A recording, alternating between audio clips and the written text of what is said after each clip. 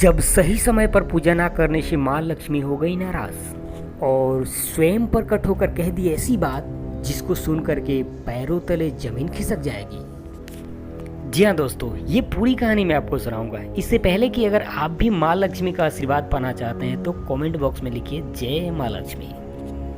माता की कृपा से ढेर सारे धन दौलत आपको प्राप्त होंगे। तेलंगाना की राजधानी हैदराबाद में स्थित चार मीनार के पास माता भाग्य लक्ष्मी का मंदिर है।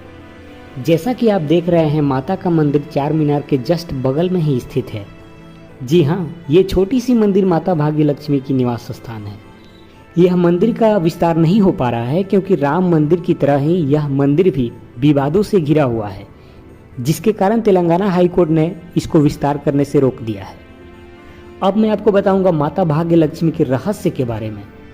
तो सबसे पहले जान लीजिए, माता भाग्य लक्ष्मी जिस तरह से नाम है वैसे माता का आशीर्वाद भी प्राप्त होता है और कहा जाता है हर धर्म के लोग माता भाग्य लक्ष्मी से आशीर्वाद लेते हैं और उनकी मनोकामना पूर्ण होती है, क्योंकि माता लक्ष्मी यहाँ साक्षात प्रकट हुई थी। 500 साल पुराने समय की बात है, जब निजाम का शासन हुआ करता था, निजाम का राजा हुआ करता था। तभी एक दिन की बात है, माँ लक्ष्मी वहाँ प्रकट हुई। जब माता प्रकट हुई तो निजाम के राजा के एक सैनिक का नज़र माता पे पड़ गया और वो माता से कहा, आप कौन हैं माता, अपना परिचय बताइए और आप कहाँ जा रही हैं।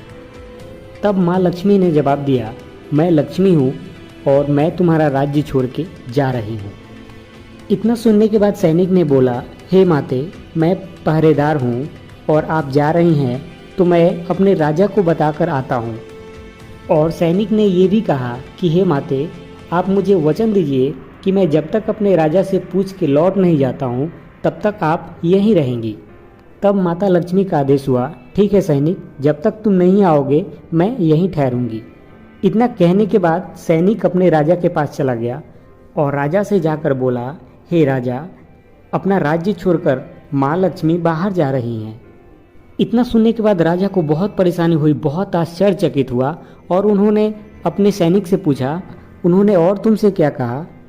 सैनिक ने बताया कि बस उन्होंने यही कहा कि मैं तुम्हारा राज्य छोड़ के जा रही हूँ, लेकिन हमने भी वचन लिया है कि जब तक मैं अपने राजा से पूछ कर नहीं आता हूँ तब तक माता आप यहीं रहेंगी। और उन्होंने वचन भी दिया है कि जब तक तुम पूछ कर नहीं आओगे मैं यहीं रहूँगी। राजा को इस बात का एहसास हो गया था कि अगर माता लक्ष्मी हमारे राज्य से चली जाएंगी तो हमारे राज्य का बुरा हाल हो जाएगा, हमारा राज्य गरीब हो जाएगा। तभी उसके मन में ख्याल आया कि अगर माता ने वचन लिया है कि जब तक सैनिक पूछ के नहीं जाता है तब तक वो नहीं जाएंगी, तो वह वचनबद्ध है और वो नहीं जाएंगी। और जल्दी से राजा ने उस सैनिक को ही अपने पास छुपा लिया, जिस सैनिक को माता ने वचन दी थी कि जब तक तुम लौट के नहीं आओगे मैं यहीं रुकूंगी। उस सैनिक को ही राजा ने छुपा लिया और वो सैनिक माता के पास नहीं जा पाया, जिसके कारण माँ वचनबद्ध हो गई और माता को वहीं पे रुकना पड़ा। दूसरे दिन सुबह राजा ने माँ लक्ष्मी की पूजा पाठ करवाया और माँ लक्ष्मी जिस स्थान पे प्रकट हुई थी उसी स्थान पे रहने को आग्रह किया और क्षमा प्रार्थना किया। तब से उस स्थान पे आज तक पूजा होते आया है और माना जाता है कि भाग्य लक्ष्मी के शरण में कोई एक बार जाता है तो उनका भाग्य का उदय निश्चित होता है। और बड़े बड़े नेता, एक्टर, एक्ट्रेस वहां जा कर के माता भाग्य लक्ष्मी से आशीर्वाद लेते हैं। अब मेरे माध्यम से आपको भी माता भाग्य लक्ष्मी का दर्शन हो चुका है, तो आप भी कमेंट में लिखिए जय माँ लक्ष्मी। माता भाग्य लक्ष्मी की कृपा आप पे अवश्य होगी।